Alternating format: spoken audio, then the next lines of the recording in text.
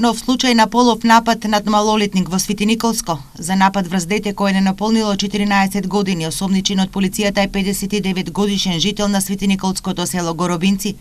Пријавениот според полицијата минатиот месец го одвел 6-годишното девојче дома и блуднечел пред неа. Инаку осомничениот бил сосед на девојчето кое тој ден си играло во дворот, а тој ја повикал дома да ѝ даде батерии за радиото. Откако пред неа извршил полови дејствија, девојчето уплашено побегнало дома и се и раскажало на родителите кои го пријавиле случајот во полицијата.